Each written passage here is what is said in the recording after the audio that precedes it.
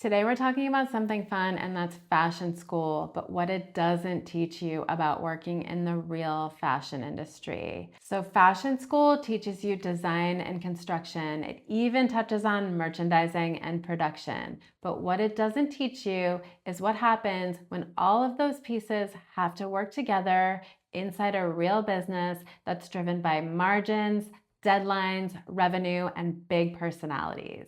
And that's where a lot of early fashion careers start to struggle. In this video, I'm sharing with you 5 things that fashion school probably didn't teach you, but that will make your transition and experience working in the fashion industry much smoother. So let's get into it. Number 1, costing and margins. And of course, you might have touched on this in your fashion school career, and you might have even had a whole class on it. But as we know, as you know by listening to me and watching my channel, successful fashion is a margin-driven business. When you work for a successful fashion brand, more often than not, price is driving design decisions. Meaning if price doesn't work, the style itself probably won't work. If you don't understand how costing and pricing works, you're probably going to end up frustrated in your job. In the fashion industry, the reality is that financial decisions shape creative outcomes.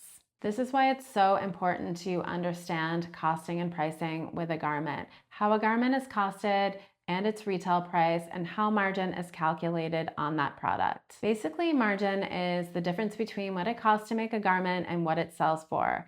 And that difference, the margin, is what keeps the business alive and thriving. Understanding the numbers will give you a huge advantage in your job, at your company, and in the industry as a whole. The number 2 thing you probably didn't learn in fashion school is cross-functional alignment. What I always say is fashion is a team sport. Even if you work by yourself, there's probably someone making your clothes, someone manufacturing your products. It's a team sport, and it requires a team, a cohesive team, to make everything happen. Even if you're designing one specific product, you're never really designing in isolation. Separate teams all have a stake in the outcome of the product, and the bigger your company is, the more teams that are going to be involved. A lot of times there's a merchandising team, there's the product team, there's a sourcing team, there's the production team, and all have a stake in the business. They're all required to hit certain KPIs or key performance indicators. And a lot of times there are big personalities in the fashion industry. There are big egos and a lot of opinions. Big voices, big personalities mean pushback is likely to happen. And in order to succeed, all pushback can't be viewed as a personal attack. In other words, you're going to have to know how to work as a team,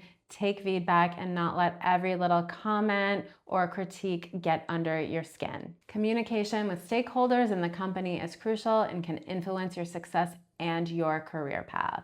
Learning helpful communication techniques and emotional regulation will help you so much in the fashion industry and in your job. And learning it from an early start will just allow you to get off on the right foot and learn and grow from there.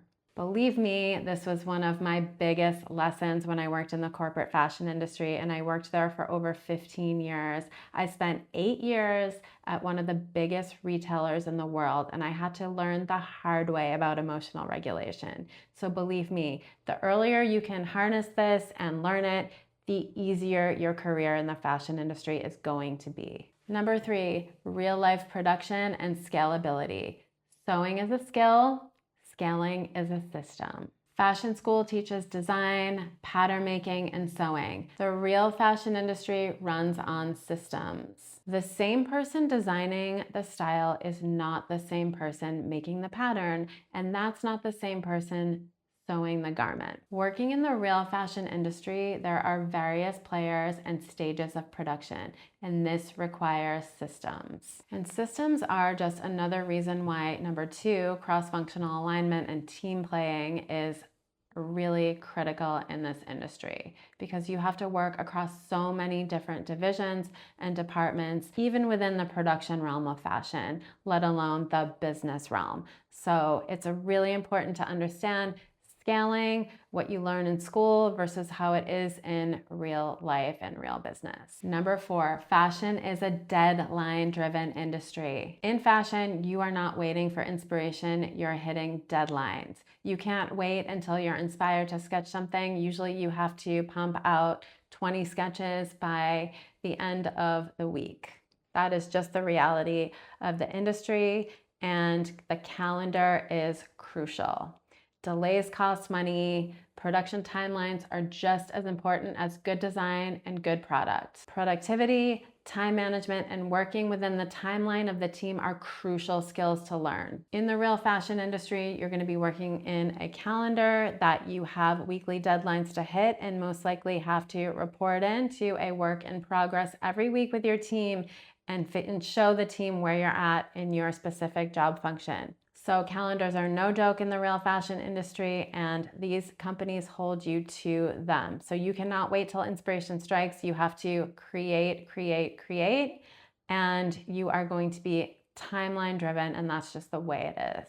And the 5th thing that you might not have learned in fashion school, but that's very important, is having thick skin and resilience. How you handle feedback and pressure matters way more than you think. The reality of the industry is that designs get cut.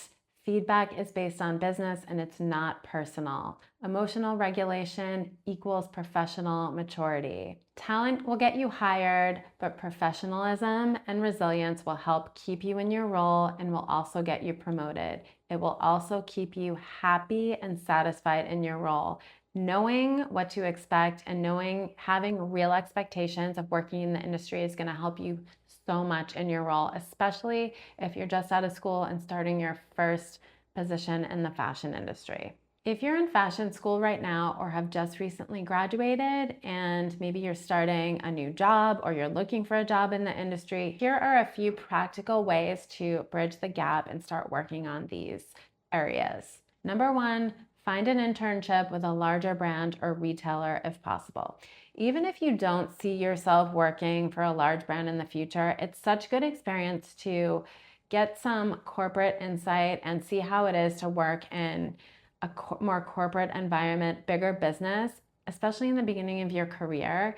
It might not be your ultimate career goal, but it's guaranteed to help you learn and clarify your path in the fashion industry. Number 2, find a mentor and ask good questions. So we live in a digital world. Use LinkedIn, use your contacts, use second-degree contacts, reach out and be honest with your intentions about learning more about the industry, the business side of the industry, and ask it to meet up even digitally or have a phone call once in a while with this mentor or this person. And most people want to help, right? So someone who's been working in the industry would probably welcome answering questions from someone who just graduated from fashion school. This is a great exercise in putting yourself out there and learning more about the industry and in potentially making some great new contacts. And number 3, start learning the business side of the industry. Watching YouTube videos like this, taking free online courses or low-cost online courses. Hold yourself accountable to learning something new every week about the industry. There's a lot of ways to do it right now. Everything's accessible. So fashion school gives you a great foundation, but understanding how the industry actually works can have a huge impact on your career and on your future in the fashion industry. The point is to start learning the business as early as possible because it will give you a real advantage. I'd love to know what is something you've learned about the fashion industry that has surprised you. Drop it in the comments below and check out my other video, The Truth About the Industry, why I'm sharing everything I know after 20 years in fashion, and I'll see you in the next video.